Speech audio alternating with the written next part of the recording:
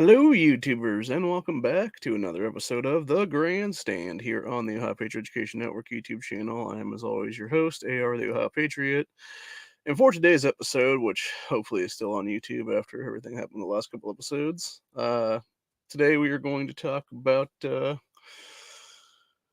North Carolina now being potentially in the mix to become more or less the 29th constitutional carry state at the end of the year here.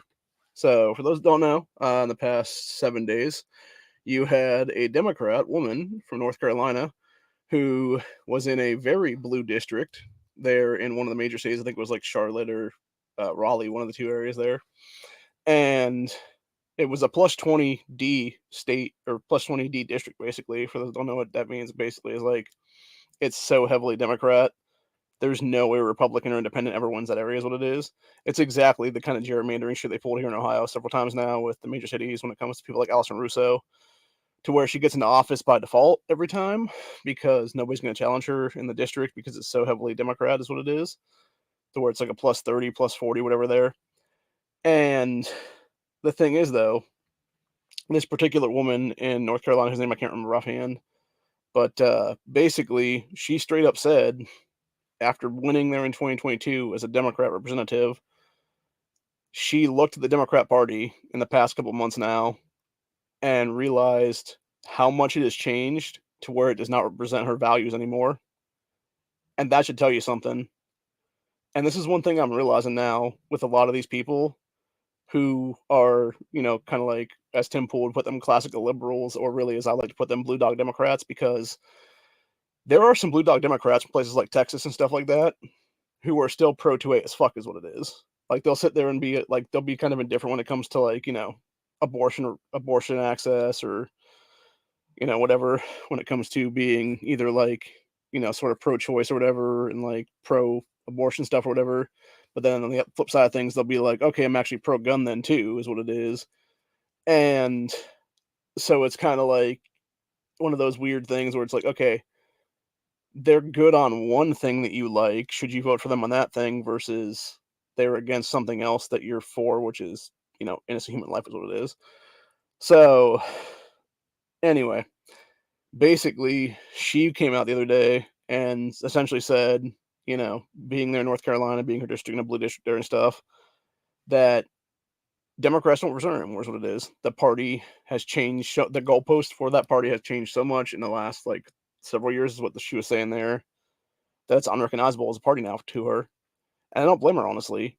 As someone who, in my teenage years, this is about 20 years ago now. Actually, it'll be 20 years this coming November. I voted for the first time. And mind you, this is an off year election cycle. I believe it was when I registered to vote at the age of 18, it would have been 2003, I want to say. So it would have been like basically like essentially there was like do nothing there is what it was. You had it was like some ballot issues or something like that that were on the table at the time, or some like random like, oh, we're gonna fund the schools or whatever there, if that'd be the case, with like levies and shit.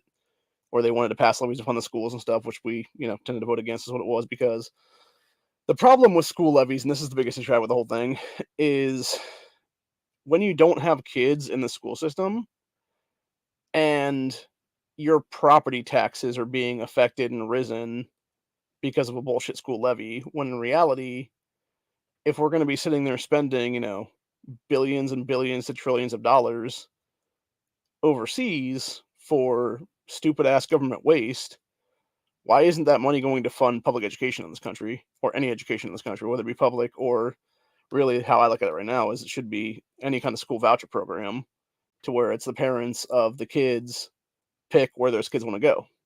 Whether that be homeschooling, whether that be public education, whether that be a charter school, whether it be, private institution, whether, Christian academy, whatever the case be, doesn't matter, honestly. Hell, it could be some Jewish academy for all that matter. Although I don't know how much those really exist, is what it is. I know there's like some that are like sort of like synagogue places that have like some kind of programs, I think, but it's not like it's like few and far between. It's more Christian schools, is what it seems like, when it comes to like academies like that, or like private schools and stuff. And it could also be just like a non-denominational private school, is what it is then, where it's just like, an actual like, oh, it's X academy or whatever the case be, and it's like, school for girls or school for boys, whatever it is then, and it's essentially like a boarding school kind of place is what it would be then. And the entire point is though is it should be a voucher program like that for these parents to be able to choose where their kids should be able to go. And if you have a bunch of kids being disruptive in these school systems and not being able to be disciplined because of stupid ass fucking executive orders that dipshits like Obama put into place there, those parents should not be having to have their kids' education basically forfeited because of a bunch of unruly assholes that are in the school system that shouldn't be, is what it is. And so basically, I feel like that's exactly why, going back to where I started voting there as a default Democrat back in 2003, and then eventually, 2004 presidential election came by, voted Democrat. 2006 came by, voted Democrat governor. 2008 came by, voted Democrat. 2010 went by, was still voting Democrat. 2012 came around. At that point, I was already to a point where I was kind of like, I had found out who Alex Jones was at the time, around like 2009 to 10ish or so when I was living in Columbus, and started listening to the guy and was like, yeah, this guy makes some good points and stuff like this, really interesting. And then he opened my eyes like a bunch of stuff that was going on corruption wise. And it was like 2012. I'm like sitting there and it's like Obama versus Romney, and I'm just like, who is the lesser of two evils here? Not realizing like, oh, Ron Paul exists. I should be voting Libertarian. And basically, you know, again, default voted Democrat for Obama, unfortunately, and I regret that to this day, honestly. And I will straight up say that, dude. I regret ever voting for that motherfucker for presidency in this country at all because he's one of the biggest scumbag fucking criminals ever in this nation. And then, around 2000, like early 2013 is what it was, post Sandy Hook and stuff like that. When the next election cycle came around for the off year election cycle there, I basically had switched my party affiliation to Libertarian, not realizing that the Libertarian Party platform was also, pro-choice shit is what it was, and was there for a couple of years. And then eventually it was like 2016 presidency. I ended up having to go back to Republican because apparently Ohio decided not to recognize anything except two major parties in the state anymore, which is fucking stupid, but it is what it is. And yeah, been registered Republican ever since then is what it is. But the entire point of the matter is, though, is this woman there in North Carolina who was a Democrat state rep there. She basically was saying how the party is unrecognizable to her, and she has now flipped her party affiliation from Democrat to Republican. And in doing so, she has now given North Carolina the ability to have a supermajority if they want to get constitutional carry through this year, which is fucking awesome. And when I say supermajority, I mean basically anything that piece of shit Roy Cooper does to try to veto stuff. If they all vote in lockstep against it, they could basically override his shit all the way to constitutional carry, baby. And that would be fucking awesome. And you know what that would do, honestly? That could potentially lead into a Mark Robinson, pro to a dude who's lieutenant governor of North Carolina currently, who's probably going to run for governor next year. That'll be there. That whole thing could lead into him basically getting it done. And even the thing is, something about this is too, even if people don't want to do the, veto proof majority override kind of thing against Roy Cooper and stuff like that, even if they introduced constitutional carry this year and stuff like that, got it through their General Assembly all the way to the governor's desk and stuff like that. Okay, let's say that he does veto it out, and they're just like, okay, whatever, it's vetoed, whatever, all that shit like that or whatever, dude. So that still gives you a lot of momentum at that point because it says, hey, a bunch of us here were for this. It's time to get more of us in here and get a governor that's actually for this as well. And meanwhile, on that same, scale of things, on that same track of things, you could have Mark Robinson sitting there as a very good Republican candidate at that point, being like, hey, you vote me into office as governor, I'm passing this shit on my first fucking day, pretty much. And you could basically get that guy swept into the governorship immediately then, come 2024, and have him seated in 2025 as a sitting governor then. And then basically have constitutional carry here roughly about a year or so from now is what it would be then. Like a year and a half from now. So, yeah, pretty cool. And I'm not going to lie, dude. I really want to see that fucking happen at this point. It'd be even more awesome if they just overrode retard Roy Cooper, who's a super racist at this point, by the way, because he vetoed the Jim Crow laws for maintaining a pistol permitting system. twice in a 2-year time span because he did it in 2021 and then he did it again here in 2023 is what it was. So we already know that guy's a sack of shit, anti-gunner is what it is. Super fucking racist as well on top of all that. So it's like, why not, call his bluff on that one and be like, no, we're passing this constitutional carry through whether you like it or not, motherfucker. And then from there, you then would still give Mark Robinson a very good leg up because it would be like, okay, on the heels of you as a state pass a constitutional carry as a 29 constitutional carry state potentially, you then have Robinson come flying up in there as a super pro 2A candidate is what it would be then. And he's like, okay, well, we already got constitutional carry passed. What are we going to do now? Are we going to do SOPA? Are we going to do, stand your ground? Are we going to do something else that, better furthers people's Second Amendment rights in the state of North Carolina then? And yeah, it could be an awesome state then, dude. And it would be, you could definitely see a lot of shit happen there, I think is what it would be then. So it'll be very interesting to see what happens there. But yeah, I thought this whole thing was very, very interesting when it came to the fact that this woman who has basically admitted to being a lifelong Democrat and, ran for office and won several times in the Democrat district there has now basically been like, this party doesn't represent me anymore. I'm switching party affiliation now. And it's something we've seen many times at this point, honestly. Now, granted, that being said, it could just be her blowing smoke people's asses at this point, too, as well, because I think the one thing people are realizing now, especially coming with 2024 here in the next year, is what it'll be about 8 months from now or so is when, we're going to be going into 2024 then, and the election cycle will be starting for presidency and stuff like that, as well as a bunch of U.S. Senate seats being decided in 2024 as well. You will end up having a situation there where you already have both Democrats and Republicans talking about Democrat-held seats right now that are very much either potentially could be these Democrats that are in there could be primary out of them is what it is by better candidates that are actually potentially pro 2A and stuff like that at that point or pro-life or whatever, which would be people like running as Democrats, but then they would simply switch party affiliation to Republican after they won is what it would be then. Or it would be something where it's like, they're such a weak-ass district that anything that they try to do right now to fuck American people over would actually see that seat flip from red to blue, flip from blue to red no matter what it would be. And the thing of it is, even if you look back at what happened here in Ohio last year with that piece of shit Amelia Sykes and also Greg Lansman for that matter, neither one of those people should be seeing congressman right now, dude, or congresswoman for that matter. Obviously, Sykes would be a congresswoman, Lansman would be a congressman.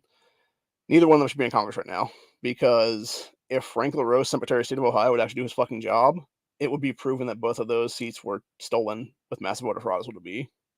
So that's the biggest problem right now, though, is that LaRose is not doing his job as Secretary of State and actually investigating these fucking issues.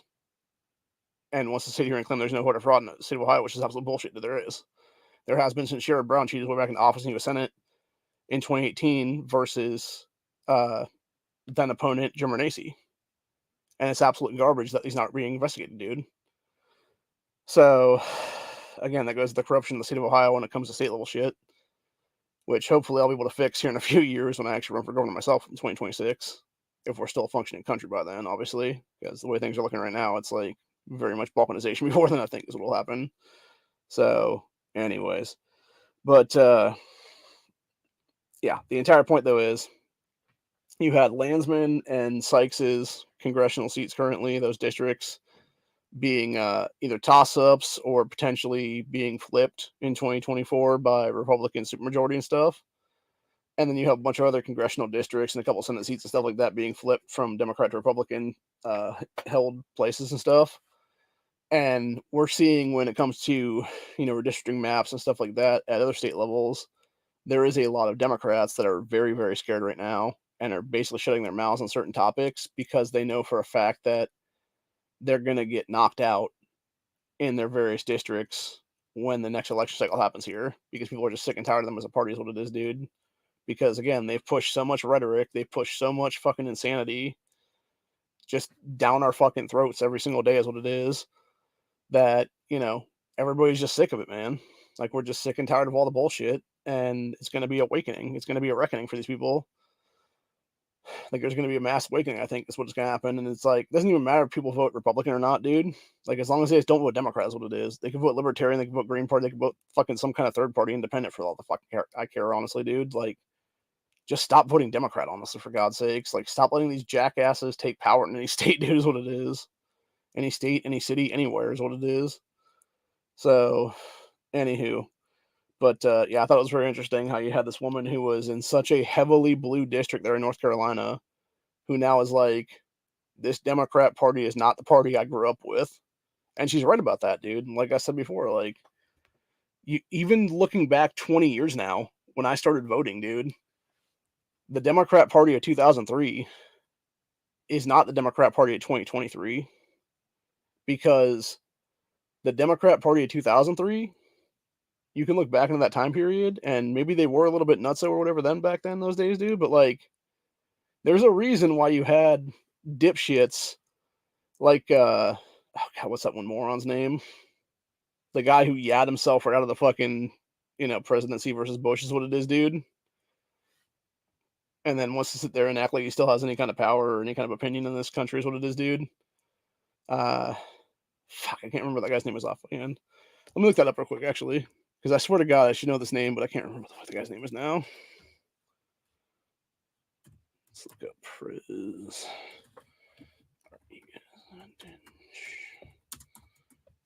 Candidate 2004, I want to say. Democrats. Let's see here.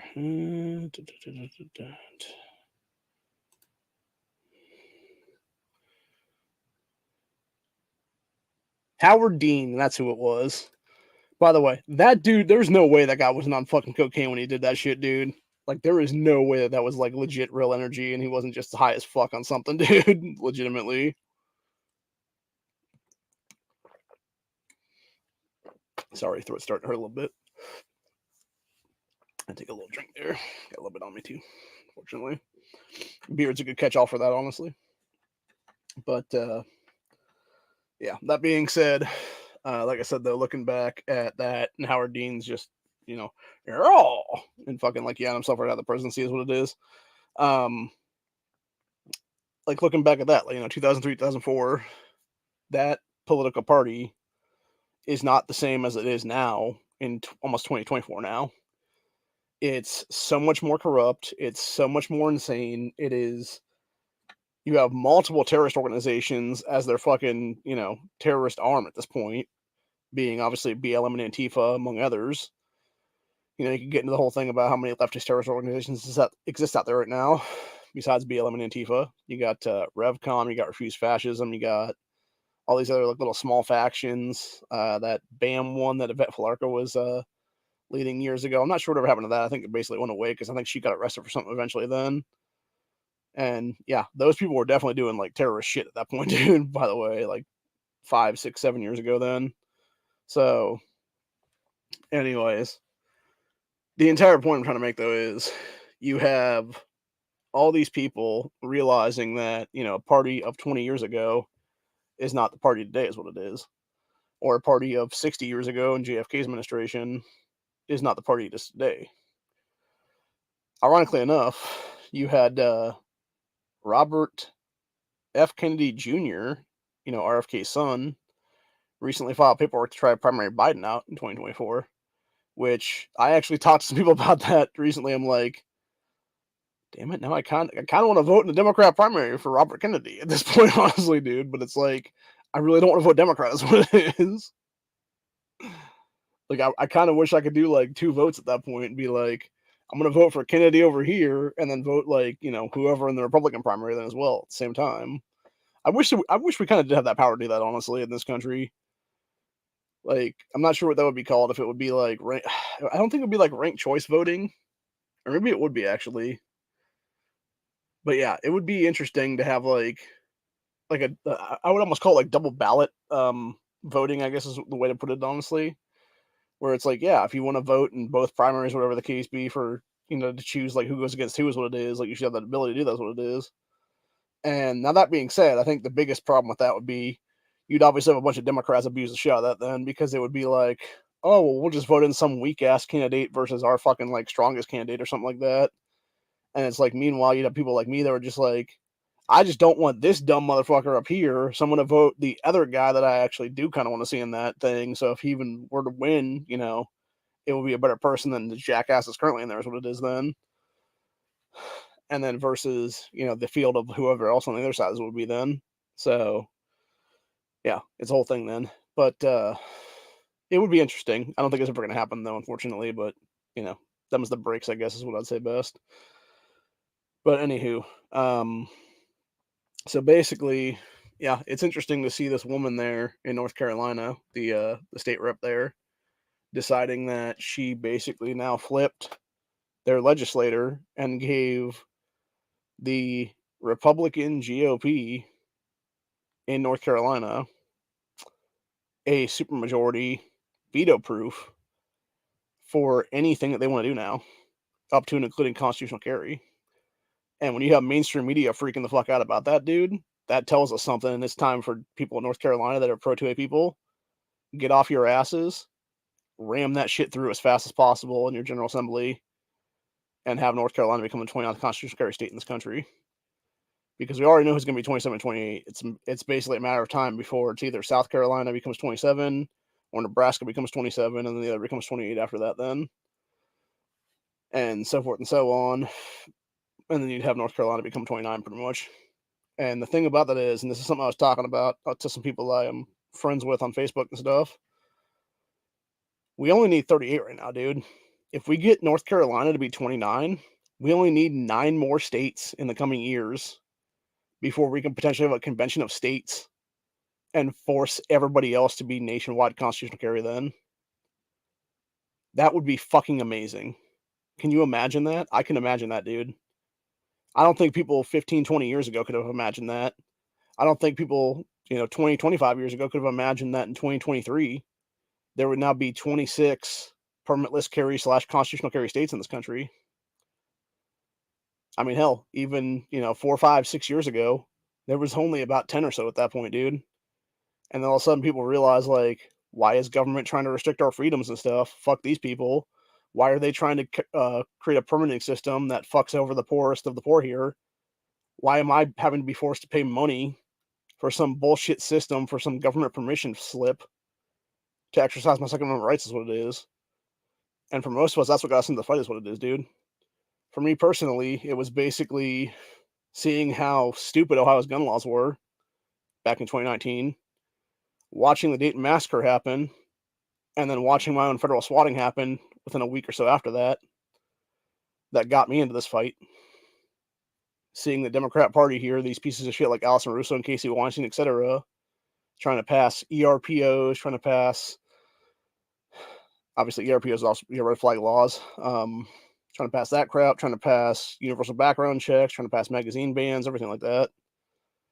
And using the tragedy of Dayton, the preventable tragedy of Dayton, by the way, that could have been prevented in 2012 if the person that did it had been arrested in 2012 for the rape and kill he was making in his high school at the time, and been even if he ever got back out of prison, would have been a prohibited person from ever owning a firearm in this country then. You would have been able to stop that fucker on the spot, is what it would be, dude. But instead, they didn't do that. You had some fucking person get paid off or something by the parents, probably. That's my running theory right now, honestly, dude. Is that piece of shit's parents literally bought his fucking freedom out of jail cell by fucking bribing some fucking cop or, police chief or whatever it was there in that area then. Just handed him a fat envelope full of cash the same way that Mom's Main Action handed a fat envelope full of cash to Allison Russo 2 years ago as a sitting state rep at the time. And she still is, by the way, to this day, which is absolute bullshit entirely. Shouldn't be. Neither should half the motherfuckers in our state house right now, because if you actually look at the Ohio State House currently, dude, and how 2022 went there, it was one-sided general elections, dude. You had one candidate to pick from. It was one-horse races. Why are these even existing when you have one person to vote for in a congressional district? Because either the other party doesn't get anybody on the fucking ballot because they don't want to, because it's so gerrymandered, whatever, or it's so, lopsided, whatever, they know they're going to lose anyway. So it's like, why even put anybody up then? It's fucking dumb, dude. And that's my problem. If you can't win an election against someone, you shouldn't be in office. And here's the fact of the matter. When you look back at the primaries of last year, and you look at that piece of shit, Amelia Sykes, who is now a quote-unquote sitting congresswoman, and I use that term very loosely, because, again, I believe she cheated 100%. And if it was actually looked into, I guarantee it'd be mass voter fraud proven immediately is what would be there. You have that piece of shit getting the fucking nominee of the Democrat Party by default, facing off against nobody in the primaries, and you had Trump-backed candidate Madison Jesse Otto Gilbert beating 8 other people in her primary, dude, to get that nomination to get to the general election. So eventually the only person that Sykes had to beat was Madison. And it's absolute bullshit, dude. Because Sykes should have never even been in the fucking primary to begin with, dude. Or sorry, she should have never been in the general election to begin with, because she should have never been in the fucking thing at all, because she beat nobody in the fucking primaries. So that right there, that fucking Republican primary for Madison Jesse Otto Gilbert, that should have been what the general election should have been, dude. It should have been her versus like 10 people, beating them all and becoming a congresswoman at the time then. So, yeah, it's a bunch of shit. It just pisses me off is what it is, dude. And I think that's the biggest problem with this state and this country entirely is you're allowing people to basically fail up, is what it is, when they have no business being in office after the shit they pulled here is what it is. And when you look back at Amelia Sykes' entire career at a state level here as a state rep and stuff, dude, she was a fucking scumbag piece of shit, dude. She was a multi-time criminal. She still is, by the way, to this day. She's an anti-gunner. She's anti-life of the unborn. She is a fucking rabid leftist. I'm surprised she hasn't joined AOC's squad at this point, dude, honestly. She fucking hates Ohio. She hates Ohioans. She hates America. She hates Americans that aren't fucking Democrat voters for her ass. And she wants to sit there and shit talk people all the time and then play the fucking race card because she has no actual argument against anything, dude. And that's exactly what we saw recently here with those assholes in Tennessee as well. Those fucking douchebags, the Justin guys there, they have no actual argument against being expelled because they fucking broke house rules there. They broke a fuck ton of other stuff too, by the way. They should both be in jail, by the way, at this point for deprivation of rights of law for trying to push for gun control is what it is, dude. Same thing with Amelia Sykes for that matter. And the fact that they're now trying to sit there and race bait and play the race card and stuff like that and act like, oh, this is just a bunch of racist white people in Tennessee that kicked out 2 black dudes here. Fuck you. Fuck you. You have no argument, bitch. You have zero fucking argument to the fact of that. And then you got fucking ass clowns in SNL too this past weekend doing some stupid bullshit and being like, oh, it's because they were black. Fuck you, people. Honestly, everybody at Saturday Night Live should be sued to the fucking ground over that whole segment from this past weekend, dude. Legitimately. That little like 2-minute clip or whatever it was there. Because it's absolute crap entirely, dude. That entire series should have been canceled 20 fucking years ago, honestly. And we'd be better off as a country right now if it was. So, anywho. But yeah, the entire point is, though, you have all these douchebags that want to sit there and take away your constitutional rights to keep and bear arms in this country, which, by default, if they were able to do, would take away your First Amendment rights of freedom of speech, your Fourth Amendment rights of illegal search and seizure, your Third Amendment rights of not having to have, soldiers quartered in your home and stuff like that, having them sleep in your beds and take over your fucking house, basically. Your Fifth Amendment rights of, self-incrimination, everything across the board. 6th, 7th, 8th, 9th, 10th, 14th of due process, all that shit like that, dude. All goes out the fucking window at that point. They take your Second Amendment rights and they're going to take your life. And it's as simple as that. That's what these fuckers' endgame is, dude. It's democide. It always is. It always has been.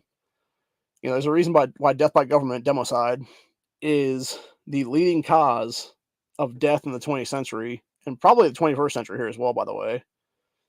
When you look at the gun-free zones that have been created here in America that led to so many school shootings, when you look at the shit that's gone on in Venezuela there for the past several years now, where you had dictator Morado take over and then use the military after disarming the citizenry there in that socialist shithole, and then killing a bunch of people is what it was, dude. You know, or whether it be the fucking ethnic genocides over in Africa and stuff like that right now, South Africa specifically, when you have the government being in cahoots with the fucking blacks first, land first people who are now slaughtering white farmers over there. You can't tell me that shit's not fucking government sanctioned and stuff, dude. When you have people coming out and being like, one of my friends was trying to use their cell phone to get a signal out, and they have these people that are coming in there to kill them have signal jammers and stuff like that. There's documentaries here on YouTube, by the way, of that, for those that are interested in that one. If I had links, I'd actually drop them in my Dropbox, but I don't have time right now. But yeah, if you look up like South Africa, I think it's South Africa Crime Rate or something like that. There's like several documentaries about it from the past, like anywhere from like 3 to 5 years or so. And it basically talks about just like that, where it's like people who were attacked in their farmlands and stuff like that in South Africa. There was white folks, and it was by a bunch of black people who were attacking them and killing them. And they were coming with signal jammers either they got from the cops or the cops themselves were involved in the shit is what it is.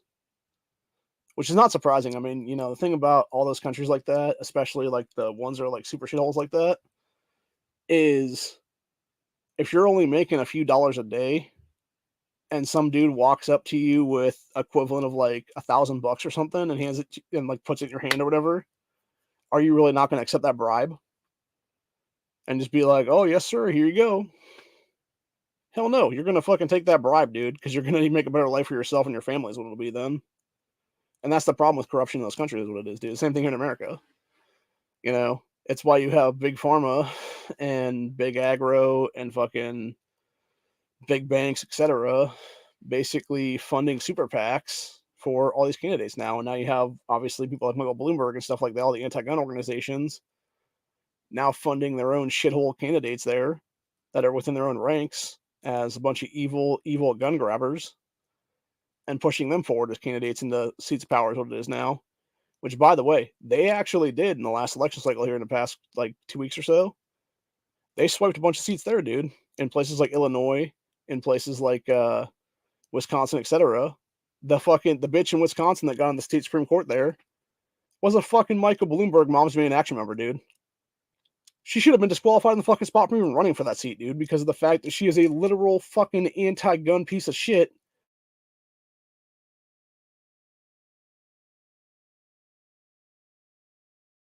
Who is pre-thing with half of these people that won school board seats recently in these elections. Same thing there is what it is. You have them being pre-oath breakers, but yet they're allowed to take office is what it is. It's absolute bullshit entirely. So, anyways, that's pretty much it for today, though. You know, just basically want to come on here and talk about that woman, and I think we basically have covered that now. The North Carolina state rep there. So, yeah, it'll be interesting to see what happens in North Carolina. Hopefully they come the 29th constitutional carry state then. And, you know, it'll be interesting to see what happens with Nebraska and South Carolina the coming weeks here is what it is. Because I know that I believe right now that when it comes to Nebraska, I think they're about to end their General Assembly, or maybe they just did actually for the year. So I'm not sure if they would have to have a special session now to get constitutional carry through, because I know it got at least 2 hearings there, and it only needed like 1 more hearing is what it was. So actually, now that we're doing this, before we finish off today, let's go ahead and look it up right now. Let's see exactly where that's sitting at currently, and go from there then. So let's see here, Nebraska constitutional. What was it? LB 77, I think that's what it was. Let's see here.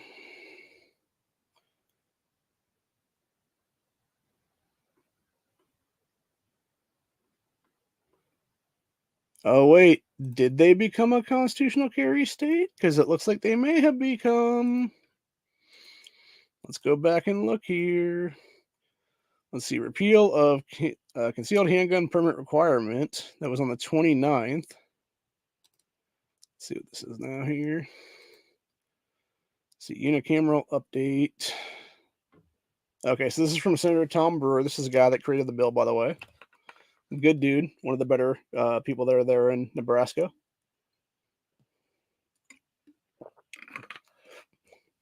Let's see. As of the 29th of March, which was about 12 days ago or so, says repeal of concealed handgun permit requirement advanced to final round.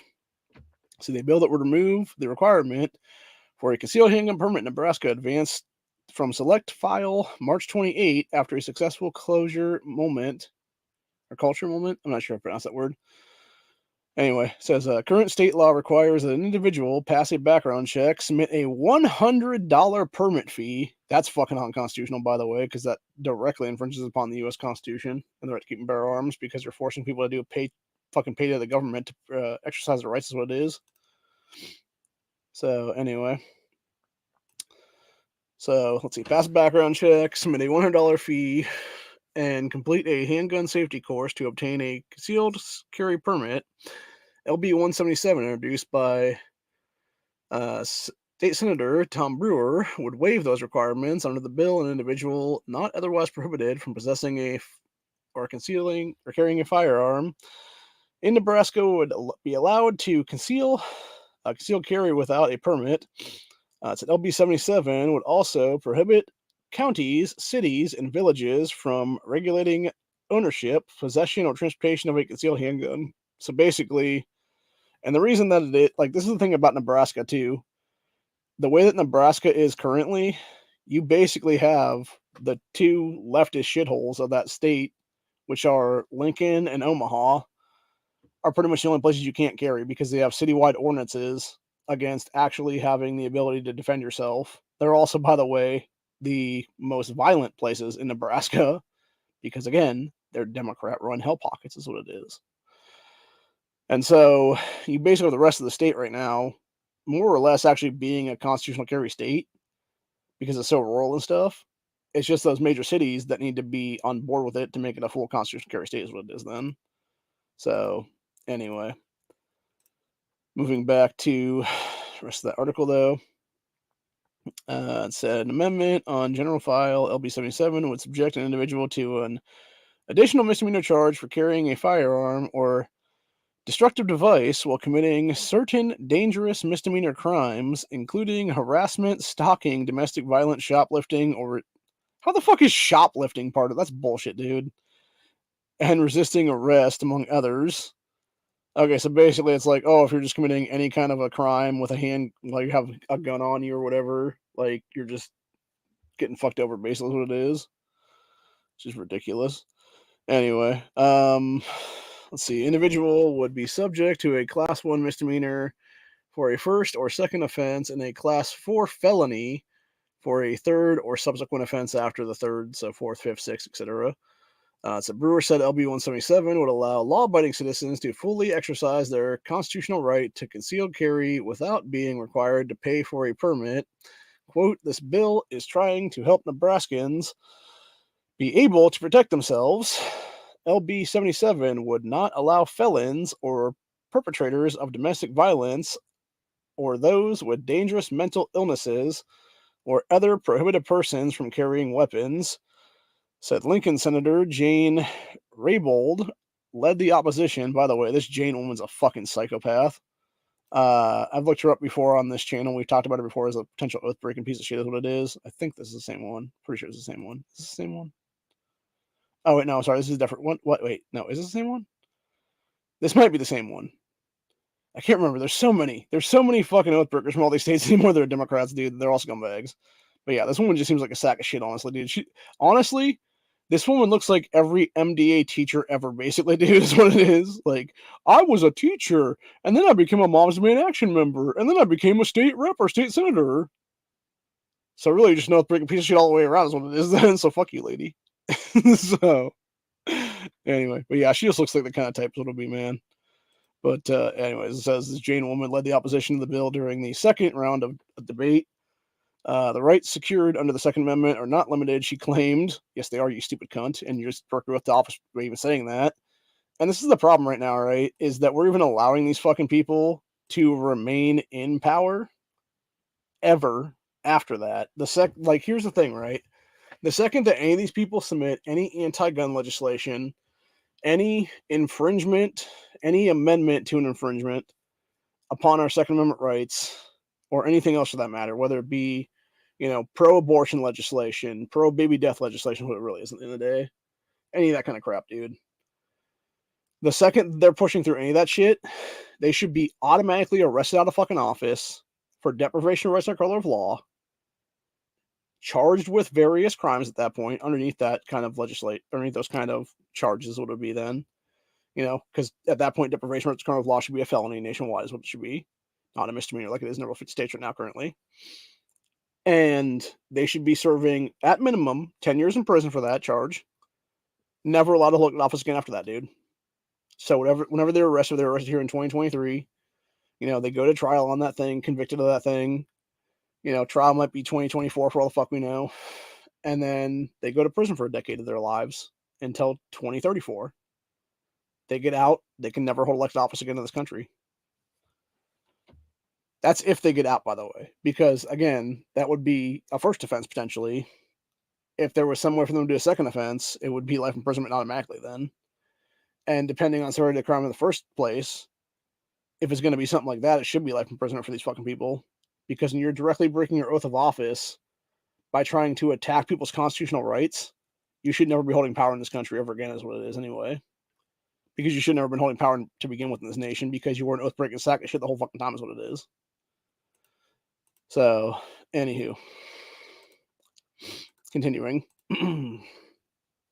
Said, this dumb bitch trying to claim Second Amendment was not unlimited, and LB 77 would preempt existing laws that Lincoln and Omaha used to keep their communities safe. No, they use them to keep their communities disarmed, because there are a bunch of racist assholes in power there. Because, by the way, when you look at Lincoln, Nebraska, when you look at Omaha, Nebraska, where are the majority of minorities in those states? It's those fucking Democrat hell pockets, dude. Same thing like here in Ohio, dude, when it comes to, black people, Latino people, et cetera here. They mostly live in major cities in this state, is what it is. You don't see a lot of them living out here in the rural area where I live, dude. It's mostly all a bunch of white folks. And that's just the demographical makeup of the state, is what it is, dude. So, it's the same thing with Pennsylvania and shit like that, dude.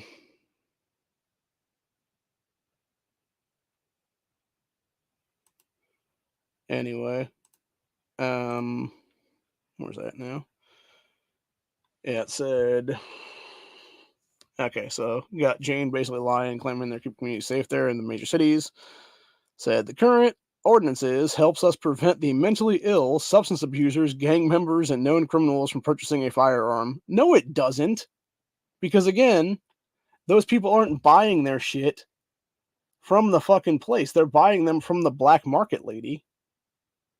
You don't have fucking primitive people like that are gang members or whatever the case be, that have been given to felonies over the time period, going to a gun shop and being like, let me get that one, and that one. No, they're going to go to some dude's fucking trunk somewhere and pick a fucking gun out of a trunk, or they're going to go fucking, literally fucking reach into car doors and see if they're unlocked or not, and then go fucking rifling around the car to see if they can find a gun, is what it is. How do people think most of the guns are stolen in major cities in this country, dude, by the way? It's either people that leave their car doors unlocked, or it's people who have their cars broken into because they left a gun inside of them, and their gun gets stolen from underneath their fucking seat or something like that, is what it is. And then you have a criminal that has a gun now. They're not doing stuff legally, is what it is, lady. So anyway,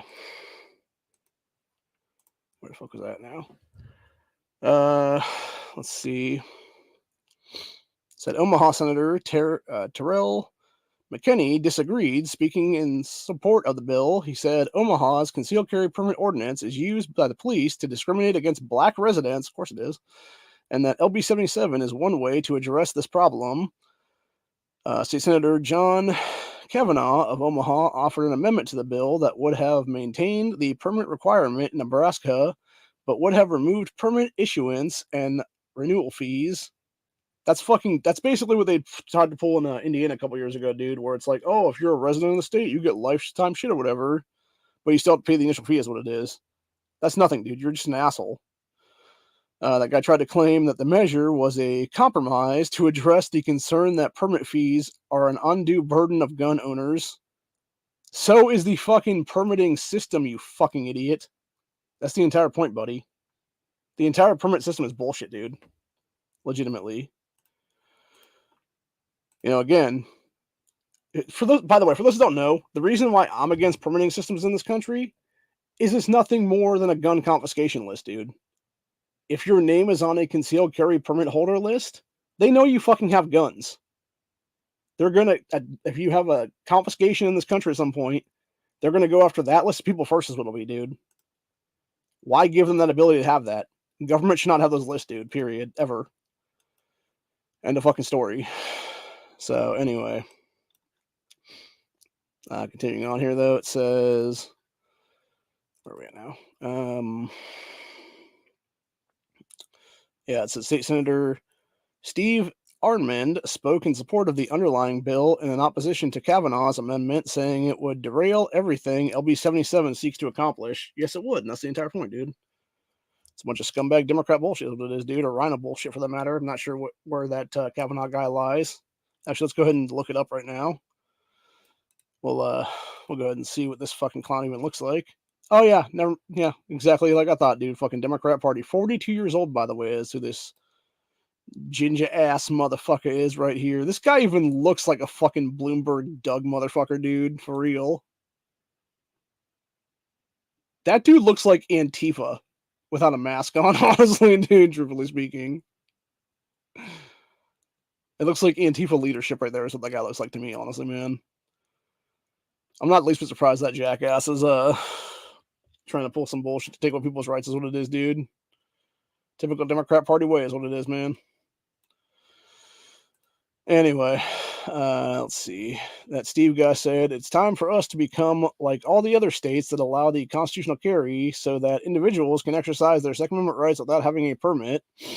After 4 hours of debate, Brewer filed a motion to invoke culture, which ceases debate and forces a vote on the bill and any pending amendments. The motion was successful with a vote of 33 to 10. 33 votes were needed, so they got exactly what they needed then. Said senators then voted down the Kavanaugh amendment 10 to 33 and advanced the LB 77 to final hearing on a vote of 31 to 10. So good. They got it through then for their final vote then. So yeah, it'll be interesting to see what happens with that then. I have no idea what's going to happen there. Hopefully they can get it through. Who knows? But yeah, it'll be interesting, dude. And hopefully Nebraska does become the 28th 27th constitutional carry state here. Sorry, mine's a little bit fray right now. Again, I'm not sure how close South Carolina is right now. I know they flipped their state senate about a month ago is what it was. And as far as I know, they haven't really moved it since then is what it is. So it's basically being held up in state senate then in South Carolina. So I think more or less you would see Nebraska's come first then, just based on where we're at currently. And then it would be after that you have potentially South Carolina become 28 then. And then hopefully North Carolina becomes 29 then is what it would be. Because that'd be pretty sweet, having both Carolinas just be, ding ding back to back. It's like South Carolina goes first, North Carolina goes after it then. And then eventually, hopefully before the end of the year, we'd have like 30 some places. What would it be then? Who knows? Some random state out of nowhere would it be then. So anyway, but yeah, that's pretty much where we're at though for the day.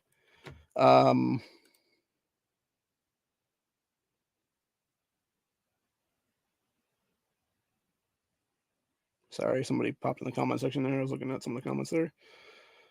To answer that guy's question, no, I do not make bikes. So anyway, this is a political channel that also does Pro 2A stuff. We are a Second Amendment. Well, actually, sorry. We are a constitutional-based rights network is what it is.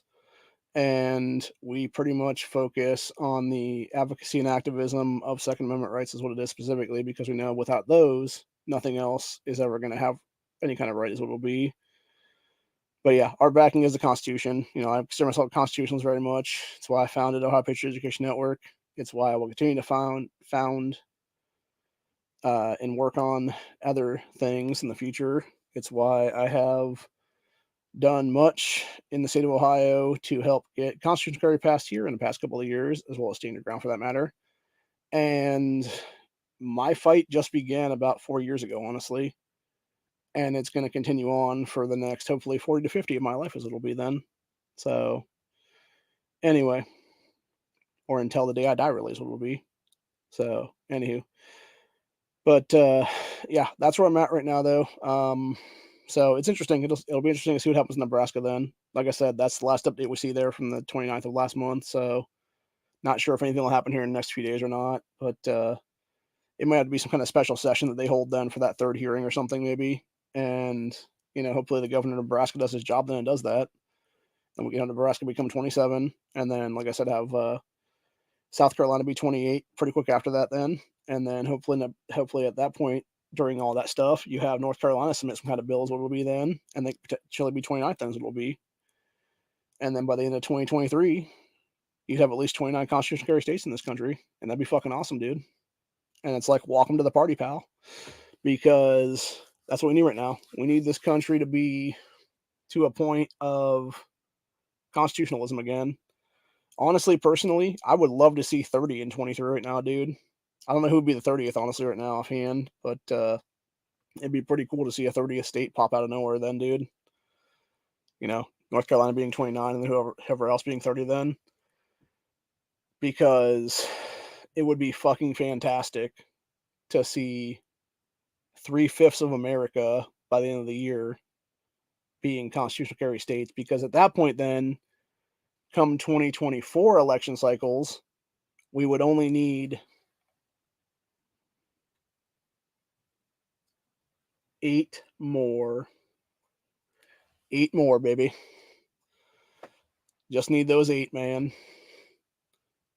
But as of right now, we would need at least 9, if not technically 10.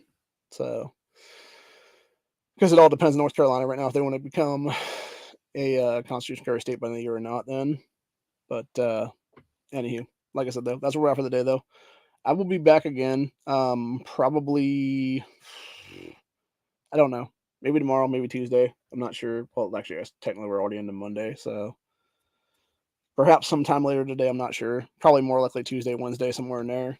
It depends. I will be. We just finished Honda's chat like an hour or two ago. So I'll be on his panel on Tuesday night then for the half YouTube, half Rumble stream then. And then, we'll do our thing here and there as it'll be. So anyway, that being said, I am very happy to see all these states finally pop out of nowhere and do their job and have these lawmakers there abide by the oath took to office and actually do what needs to be done for the American people and respect our rights finally for once. And I think people are finally realizing people are sick and tired of it, dude. And it's funny to me because you have idiots like David Hogg out there, all these anti-gun dipshits that are all paid shills for, MDA or Giffords or who the hell ever else for that matter. Some kind of Bloomberg, billionaire factory is what it is. And they want to act as if Gen Z is all about restricting rights and shit like that, not realizing that they have maybe a couple hundred people there in their stupid ass little demonstrations, and meanwhile you have tens of thousands, if not millions, of kids who are 18 to whatever the hell Gen Z's actual age range is there. And yeah, a lot more of those kids have seen the woke garbage y'all are trying to push down their throats and to democide them eventually, and they're on my side with this motherfucker. They're on the pro Second Amendment right side of this history, and they will be the ones that win that fight. And we welcome them every day with open arms to open, dude. We open our arms to these kids, to these young people out there. Embrace constitutionalism. Do what needs to be done. Help us fight the good fight for rights, because if you don't, none of us are going to have any eventually is what will happen there. And when they try to restrict our rights and when they try to take away our rights, that's when tyranny wins and a constitutional republic loses. And I'll be damned if I ever let that happen. And it's as simple as that. Hope you guys enjoyed this episode, and I'll see you all on the next one.